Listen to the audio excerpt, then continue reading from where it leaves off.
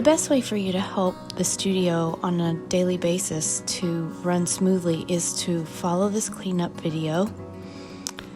Our plumbing is a little bit special, and the reason that we have a special way for everyone to clean up is so that we keep clay sediment out of our plumbing. So cleaning at your wheel as much as possible is the key. Everything that you did at the wheel, including all the water and slip that you produced, it all really happened there and came out of the bucket that you started with. So what we'd like for you to do is to start by putting that water and slip back into the bucket that you used for throwing.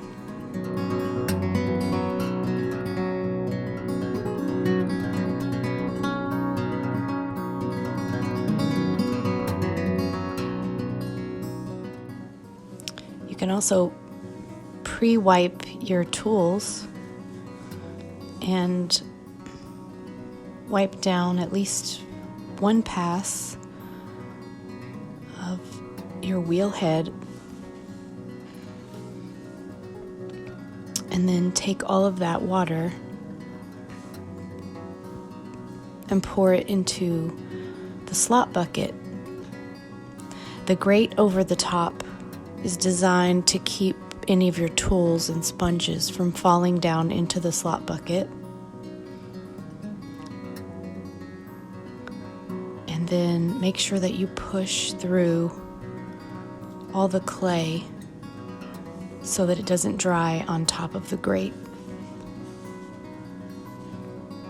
If you get just a little fresh water in the bottom of your bucket, you can come back to your wheel and finish cleaning with a clean sponge.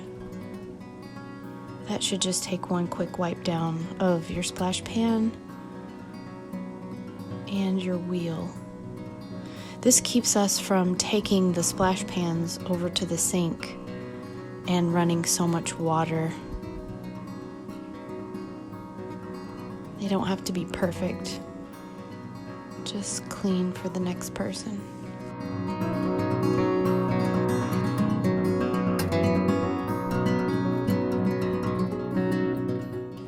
And then you can take that water and your clean bat and put those away.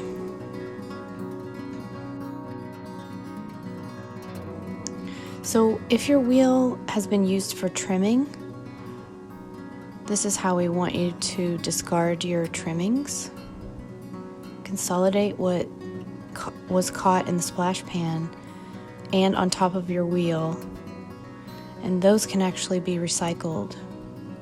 It's a green bucket for dry scraps, and it hangs out over by the clay cage usually.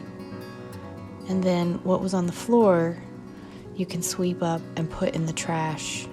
We definitely don't want your trimmings from the floor to go into the recycle green bucket for dry trimmings, just so we keep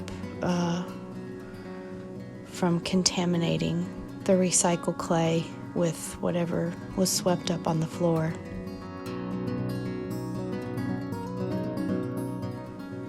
So you'll just put that in the trash.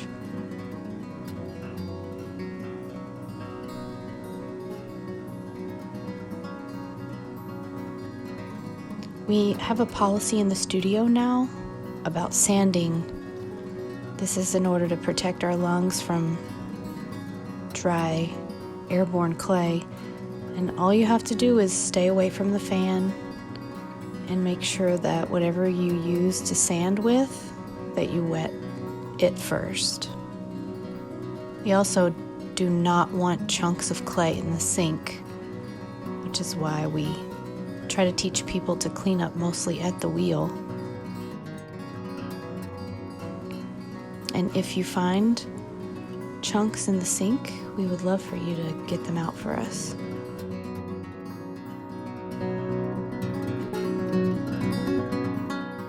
Make sure if you're not using the fan that it's turned off.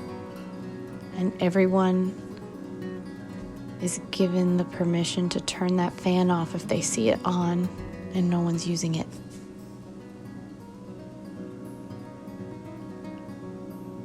This is just a little tip about when to wedge your clay. Sometimes we pull that scrap clay out of our bags and it's not quite ready. So it starts to smear on our hands and across the table. That's not what we want. We want to make sure that we dry the clay out enough so that it does not come off on your hands or the table. So this is how to prepare that wet clay. Take all of it out of your bag.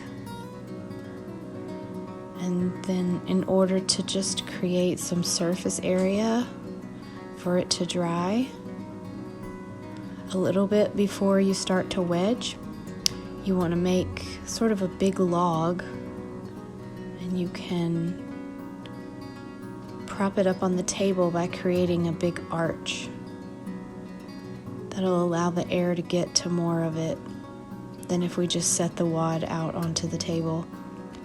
So then you'll know it's ready when it doesn't stick to your fingers anymore, or it doesn't stick to the canvas on the wedging table either. It should be about the consistency of what came out of your bag when it was new. Thanks for watching, and most of all, thanks for helping us keep the studio clean.